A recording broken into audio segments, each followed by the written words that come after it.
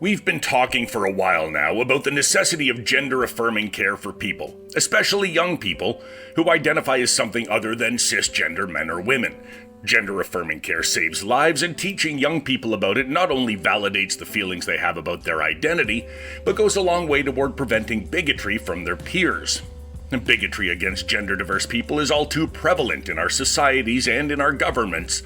And our hope is that in continuing to talk about gender diversity, science, and best practices, we can continue moving this conversation in the right direction. My name is Eric Bowman. I'm the communications person at the Canadian Psychological Association, and this is Mindful. You may or may not be familiar with the sport of pickleball. I'm certainly not. My only real exposure to it is through the photos posted by my friend Sara on her Facebook page, as she has embraced the sport and become pickleball passionate well into adulthood. I didn't think I'd ever be talking about pickleball on the CPA podcast, but then I also never thought that the sport would become a focal point in the bizarre culture war we see concerning transgender people competing in sports. And yet here we are. I think I can understand why people believe things that aren't true when it comes to gender diversity in general. One, it's likely they've never met an openly transgender person, and two, there's very intentional and directed campaign coming from online trolls and elected officials to feed them false information on the subject. What I can't wrap my head around is how you can go from believing something false to specifically attacking people, either online or in person. That's a leap into hatred that I have a hard time understanding, as it ends up being real people with full lives and thoughts and feelings who end up being on the receiving end of that bullying. To that end, today I want you to meet one of those real people, my friend Sara. Hi, everyone. I'm Sara Weiss from Ottawa, Ontario, and I am a rising up-and-comer in pickleball. A rising up-and-comer or already an established star? I think you've won a few tournaments, have you not?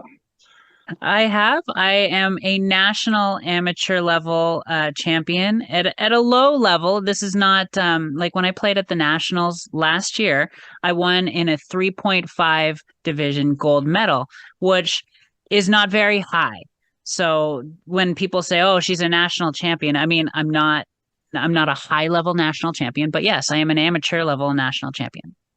Excellent. Okay. And I'm hoping you can explain a little bit about pickleball to me, because let's start with an overview of what pickleball is. I wasn't super familiar with it. I always thought it was just tennis on a half court, but having seen the photos that you post of it, with the paddles and the ball being different, it's quite different than tennis. It just happens to use the same net. Am I accurate in thinking that? Yeah, I mean, the net's a little bit lower, and pickleball, it's such a provocative sounding sport. One of the main moves in pickleball is dinking. Dinking in the kitchen and banging and driving. It can sound very provocative. But yes, it is basically a hard paddle and a wiffle ball. And, when I first picked up these two things, I thought this was the stupidest thing. Like, I pick up this stupid paddle and I hit this stupid wiffle ball, and I fell in love. And it happens to so many people. It is addictive, and I don't know why. I think it's just because anyone can play it. You meet all walks of life, all ages.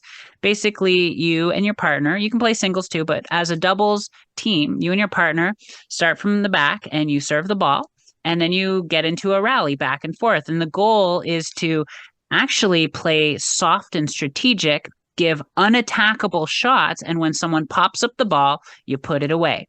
That's basically the short form of what pickleball is. Tell me about this tournament that you just attended, the most recent one, I think, in the States, right? I mean, this must be a fairly large international tournament, or are you like a special representative from Canada who gets to go there because you're a 3.5 level champion in Canada? What is this tournament?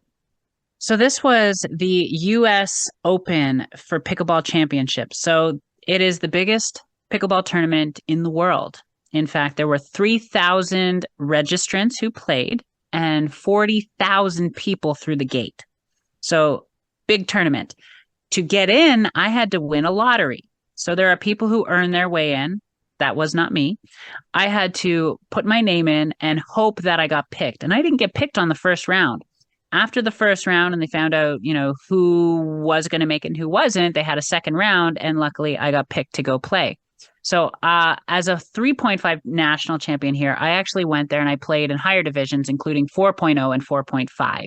So just for context, after 5.0, you start to compete in pro events. So at 4.5, my next step would be 5.0. And after that, it would be competing in pro events. So does that mean that if you were to attain the level of 5.0, you could start making some money at these events by winning tournaments, but before that you can't?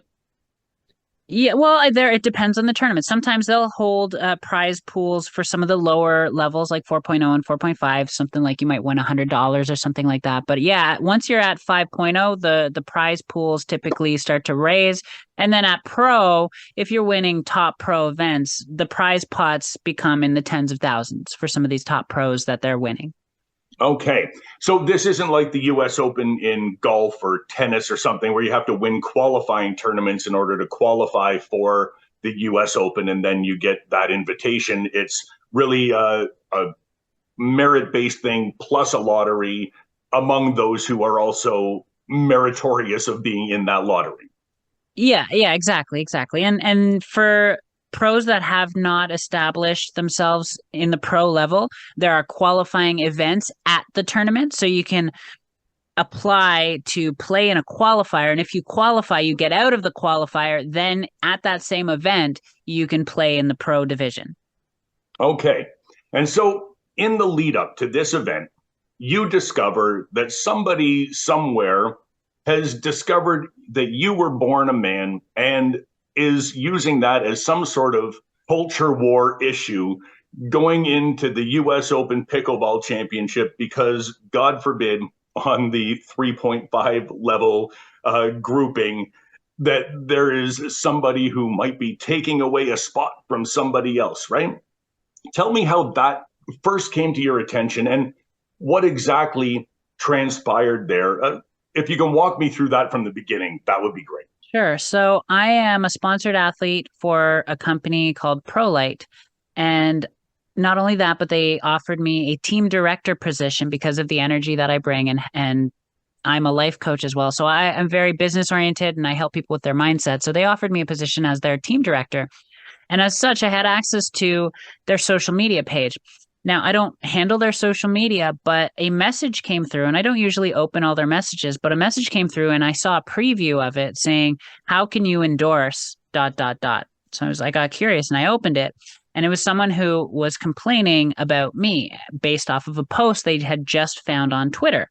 So I clicked on that and my goodness, this group outed me in 3 to 5 posts. I don't even remember now, but there was a bunch of posts about me and using very discriminative terms against me with a lot of people sharing and talking about it. It went what I would consider semi-viral and it was dark. It was nasty. It was mean. It was uneducated. It was ignorant. And I don't say that in a mean way. I say as in people don't know what they're talking about. And people are entitled to their opinion. I'm okay with that. But what was spewed was much more than just opinion. A lot of people had a lot of hate for someone they didn't even know. Anyways, it put me in a bit of a dark place at that point when I found out about it. And if you know me, if you ever meet me at a tournament, you will see I'm one of the most bubbly, vibrant, active, excited puppy dogs there. I'm like, meet everybody. I take pictures with everyone. I'm just like jumping for joy to be there. And that day that I went to the tournament, and the only reason I went there was because as a coach, what I tell people is just show up. So I told myself, just show up. And I showed up and typically, I'm looking around. Every 5 seconds I run into somebody I know because I kind of, again, I stand out as someone very excited. And this time I went there and I had my eyes down and I didn't want to look at anybody. I wanted to be invisible for one of the first times in my life at a tournament. And what I experienced, and this is what's so beautiful, you don't have to let what's going on in the background affect your actual reality. Because what happened in Florida, and a lot of people said, well, Florida's this and that, and Florida's that and whatnot. But In that tournament, I experienced nothing but incredible energies, love, support, people coming up to me wanting to take pictures. I was like a bit of a celebrity there, but I had all these what ifs based off of all this social media stuff. What if I get confronted? What if someone wants to hurt me? What if someone confronts me and my partner? What if this becomes really awkward? What if, what if, what if, what if? And all that mental noise was not my reality. But on Twitter, it was a very, very loud reality. I think that's kind of the amazing thing, right? Hey, you've posted about this on Facebook. Actually, I want to go back a little bit. The first time I met you, you were working at a tattoo shop here in Ottawa, wearing like a full-length like ball gown to work reception at the tattoo shop, and we're the same sort of personality, right? Very bubbly and energetic. I think you bring that to all the things that you do. And so over the course of time, we've corresponded on Facebook. Recently, you've been talking about this issue on Facebook, and specifically your involvement in this tournament and the hate you're receiving. And I've seen people on your own Facebook page, presumably, people who you are Facebook friends with, really putting out a lot of this hate themselves. Not maybe as bad as on Twitter, but it certainly exists there as well. And I think Facebook can be a toxic cesspool at times, but it is nothing like what Twitter is today. And you did something that I still am trying to wrap my head around. You created a Twitter account for the first time in response to this. Like, you voluntarily went on Twitter in order to respond to this. What was the thinking there, and how was that experience? I mean, how is it different from the one platform to the other? Obviously, in person, people embrace you. They know you. You're somebody in the pickleball world that they're familiar with, and so they were quite supportive. But Twitter is a different world right now that I can't really wrap my head around, how the vitriol that is on that platform. How did that go for you? And why choose to make a Twitter account on purpose? Well, I mean, the whole thing behind this is it's a lack of education. Not many people get the opportunity and the blessing to know someone like me. Once you do know someone like me, and I'm not just saying me, you learn a lot, and not everyone has that opportunity. So I've been taught by some really incredible mentors and my mother to hold compassion and space for people who don't understand you. So my meaning behind creating that account and writing a response was, and I'll back this up by saying it's a very awkward place to be as a woman being thrown under the bus by women. Mm-hmm. I stand for and with women because I am a woman. Now, I'm not going to sit here and say I'm exactly like all the other women. I am a little different, and that's okay. All women are a little different.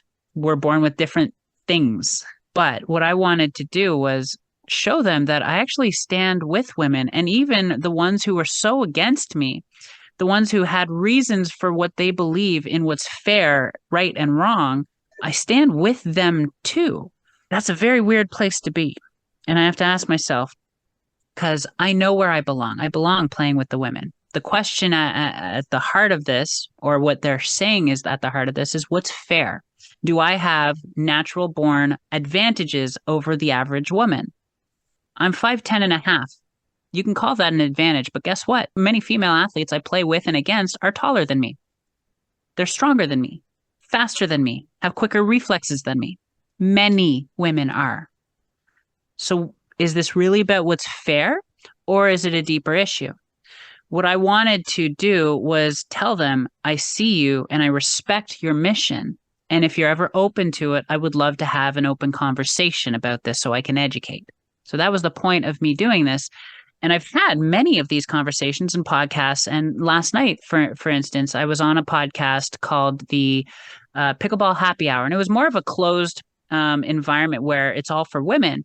And what's amazing about this is I saw a couple women who popped on that I had recognized from my posts who disagreed about me playing in women's events, but did it respectfully. And that I have so much respect for. I mean, you and I have had disagreements on things, but look how we're still friends, even though we disagreed. Isn't that amazing? Yeah, it is possible in this world. It is. So one of these ladies, she comes on, she starts asking questions similar to what she was commenting about her opinion. And the good thing here is that I added her as a friend on Facebook once I saw her comment and how she responded. I showed her some support on her post. So when she asks these questions, she was asking about what I believe is fair and advantages and all this stuff, the typical thing that's being talked about. And, it's obvious to many people, especially when they meet me, that I'm not the biggest, strongest, fastest one out there as far as females go. In fact, there's a TikTok with this lady who's 6'5", wears a size, 13 or 16 male's shoe, and could literally play a linebacker in the NFL. I mean, it's not about size advantage and stuff. So I asked, what really is it that bothers you? What makes you uncomfortable about it? And, the ladies were a little bit like, that is a very good question. It really is. What is it that's making you uncomfortable? And I proposed that, could it be that you believe that a male is trying to take away from the women? If you see me as a male, then yeah, you'll probably feel that way. But when you understand that I am a woman and that I stand for women, and when you see me do well, I rise with women, and it is women that are rising, then things change. And they all agreed. They're like, you're right. And after that call, this particular woman sent me a message, and amongst really nice things, she also said, I cannot wait to see you go pro, and I have a feeling that you're going to be one of my favorite women pro. Oh, that's really nice. At the same time, you can't sit down with every single person in the world who has these views, which would be wonderful if we could, right? And hopefully conversations like this will reach people who otherwise might not be reachable. I think a lot of the pushback on this, though, is that people imagine this situation where somebody can pretend to be transgender in order to get some sort of leg up on the competition, right? That this is something that they will invent, right? It's the same argument that people have with bathrooms. Someone's going to pretend to be a transgender woman so that they can use the women's bathroom and, I don't know, do some nefarious things that I don't know what those might be. Male predators. Right, exactly.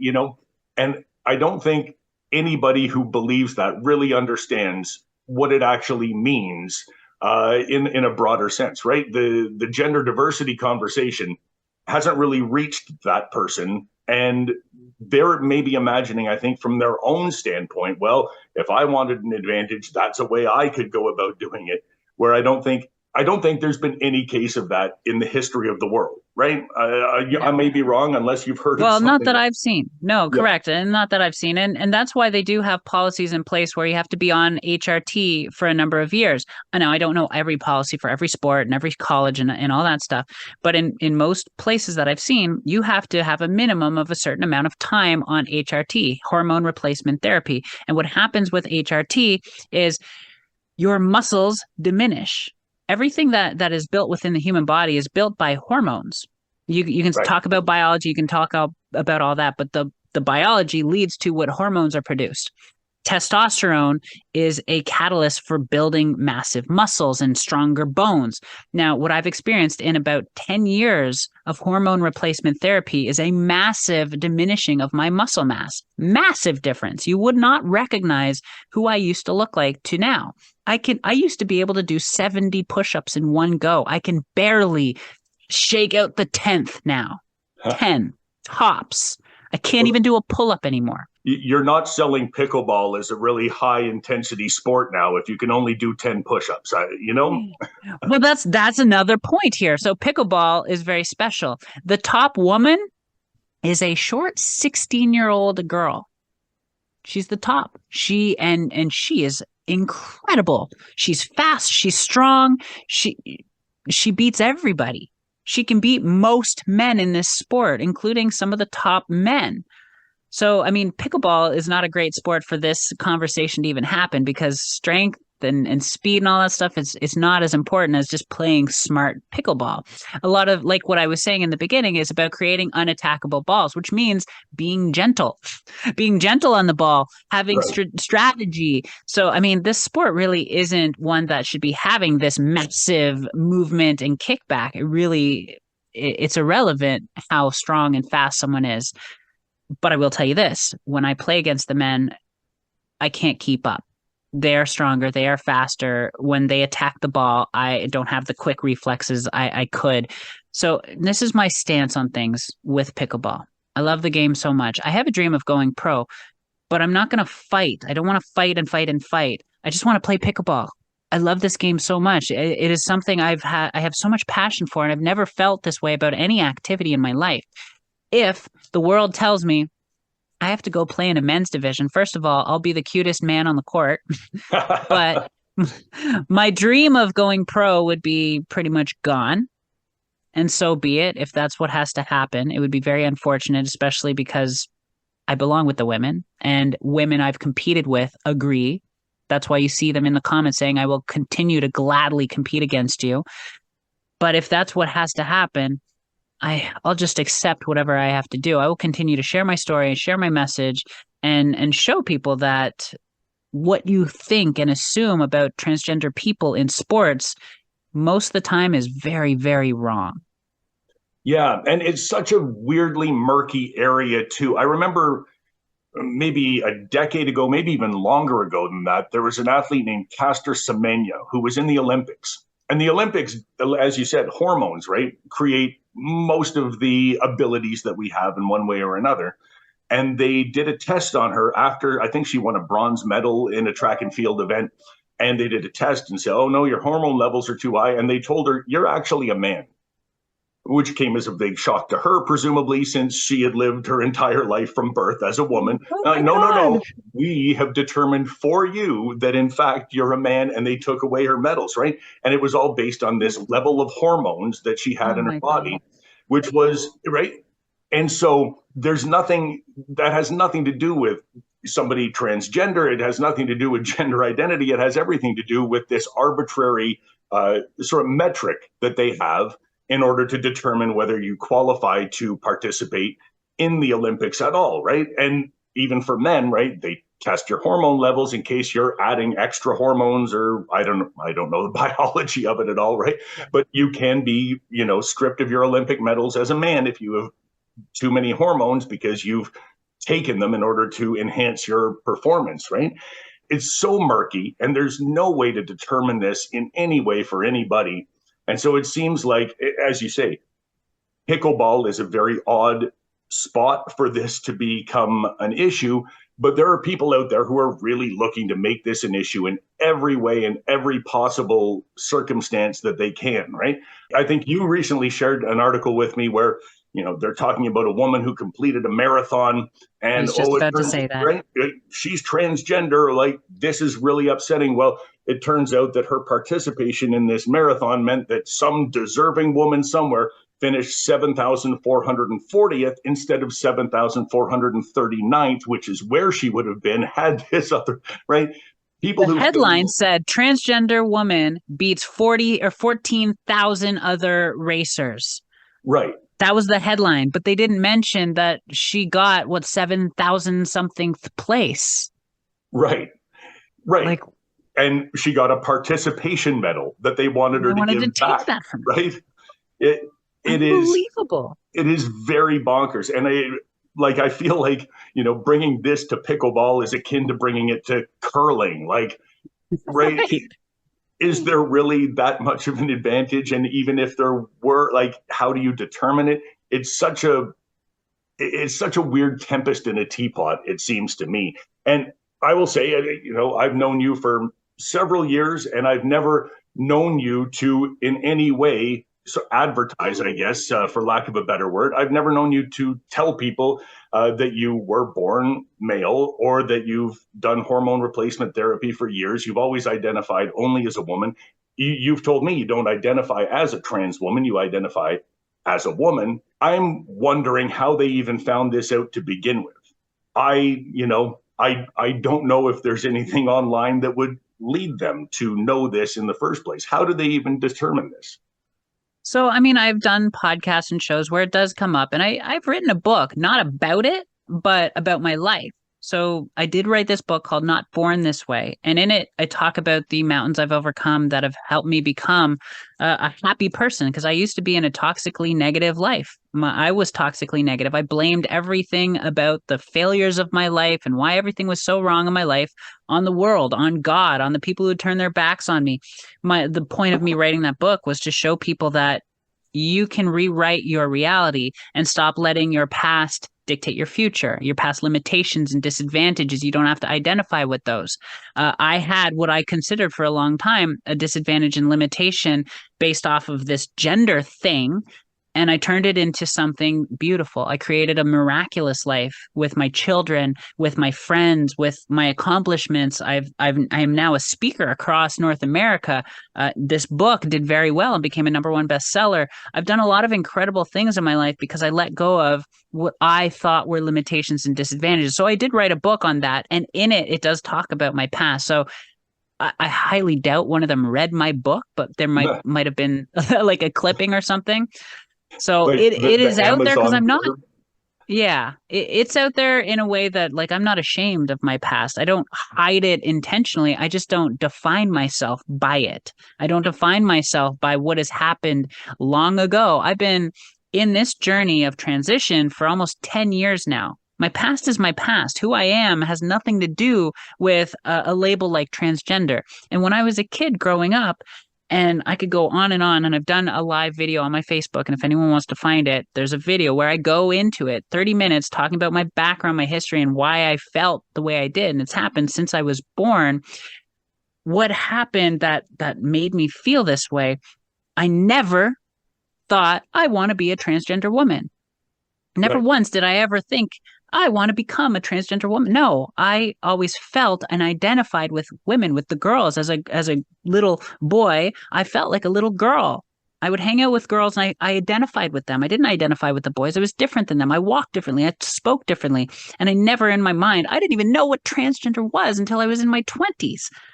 Right. I found out, I was like, oh, there's other people like me. I'm not totally crazy and bonkers. So what you're saying is this wasn't just some decades long scheme to become good at pickleball. That wasn't what this was all about. Okay. That's exactly what I'm saying. Yes. This isn't the way that you've thought about yourself or defined yourself, right? You define yourself as a woman, an entrepreneur, a successful author and businesswoman and pickleball player and so on, right? But all of a sudden now you have to sort of defend in a way who you are. Somebody else has decided, no, I want that to be the thing that defines you, right? I want you to be defined by this, intentionally misgendering, all of these things that people do online, on Twitter, on the rest of it. How was that for you? Did that take you back to a dark place?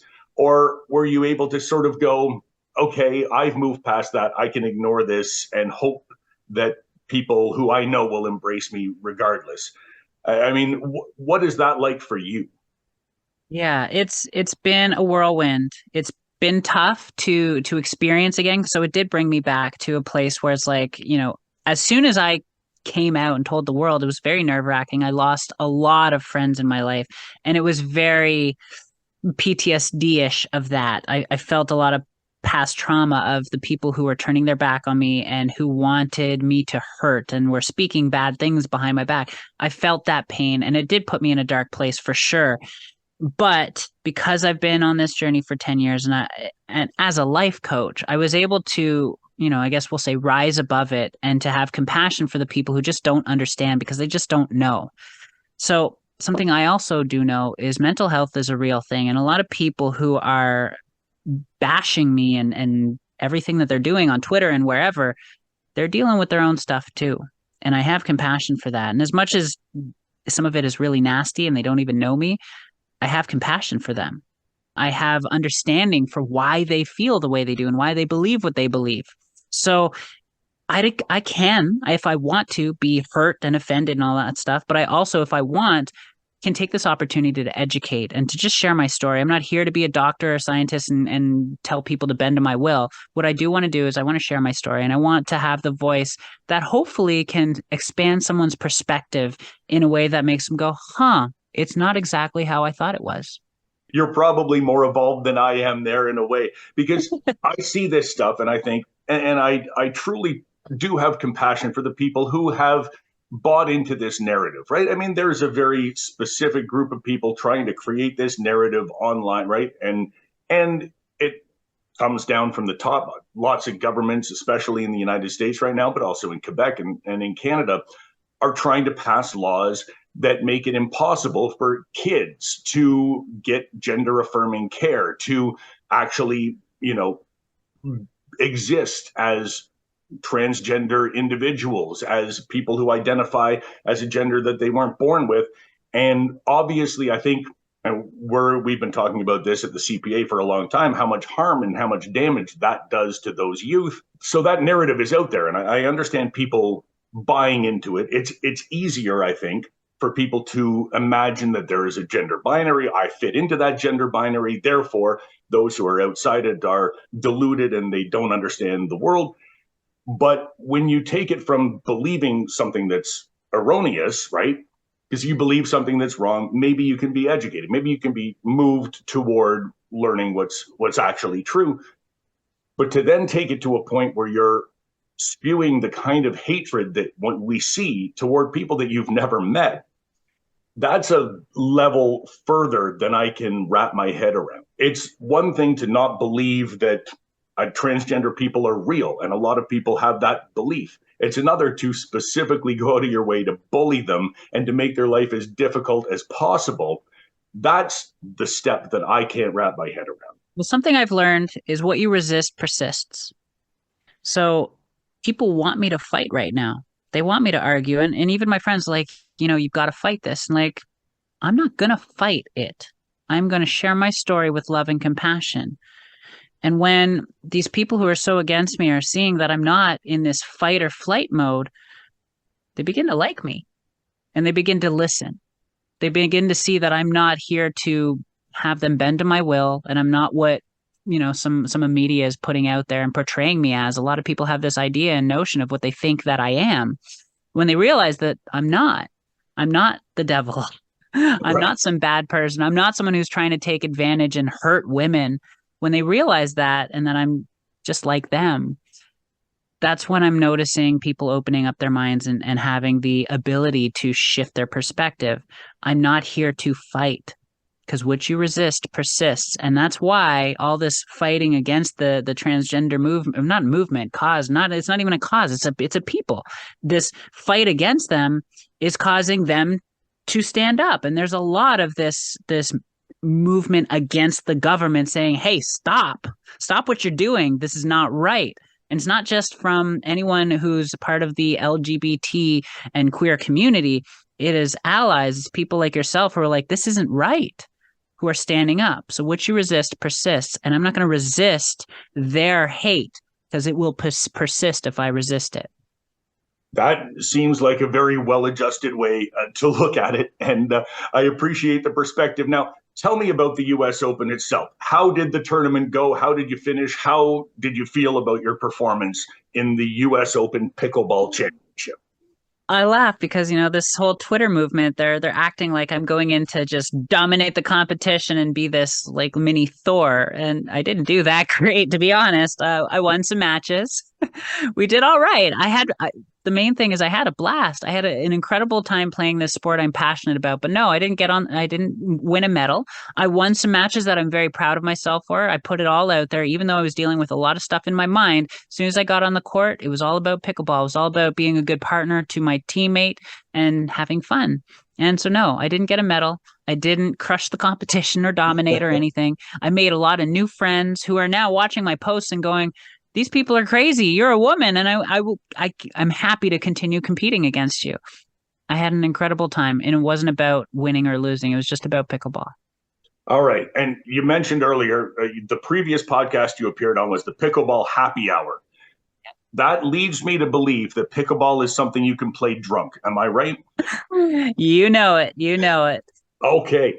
So it is a lot like curling then. I'm just associating it with curling in my mind. Yeah, I mean, I'm not as great after a margarita or two, but I'll still do it. Well, it sounds like a very fun and inclusive sport.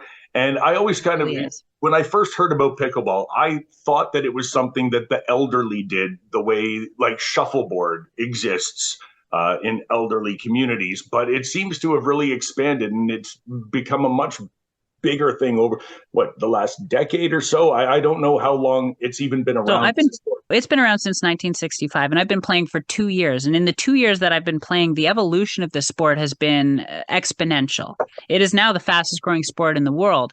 And I've been to 2 Florida side tournaments, and in both of them, I got to see 19-year-olds and the younger generation playing this. And this is a serious sport now. Yeah, it used to be a little different, a little slower, a little softer paced. But now you see these younger generations coming in, taking it very serious. And it is highly athletic now. And the people coming in, there's tall athletes like with huge wingspans who are hitting hard and fast, and it's amazing to watch the evolution of the sport grow. And I'm really grateful to be part of it. However, someone sees me fitting into it. Best of luck with the rest of your pickleball career. Thank you so much for coming on and sharing a bit of your story with me today. Happy to, anytime. Thank you for having me. I mentioned Caster Semenya, who became the center of a huge controversy about a decade ago as a middle distance runner from South Africa. I was mistaken about a few of the details. One, she won 2 Olympic gold medals in the 800 meters and did much better than the bronze I thought she had earned. And 2, she's an intersex woman, assigned female at birth with XY chromosomes. Hers is a pretty interesting story, and I encourage people to look it up. It very much shows how difficult it is to start policing sports based on hormones, testosterone levels, and genitalia. But to be clear, I think a lot of this debate is not about sports, or competition, or some kind of imagined advantage. Since I recorded this episode with Sara, I saw a bit of an online storm over the presumed gender of a Jeopardy contestant. Now, I don't know whether or not she's transgender. I watched the episode, it never occurred to me, but the tone of the hysteria was more about Jeopardy going woke by allowing the people who qualified for the show to appear on the show. And that's what a lot of this is about. I don't know. Maybe we're gonna soon see Kid Rock taking his machine gun to his home tabletop Jeopardy game and giving the finger to Ken Jennings.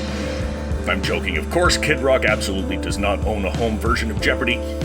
Or maybe one hopes we can get past this insanity, start to trust the science, and embrace the diversity that surrounds us all. Thanks to Sara Weiss for sharing her story on Mindful here today, and thanks to you for listening, reviewing, downloading, and streaming today's episode. Mindful is written, hosted, and published by me, Eric Bowman. It's edited and produced by Jamie Montgomery, and our theme music is Avenues by David Taylor.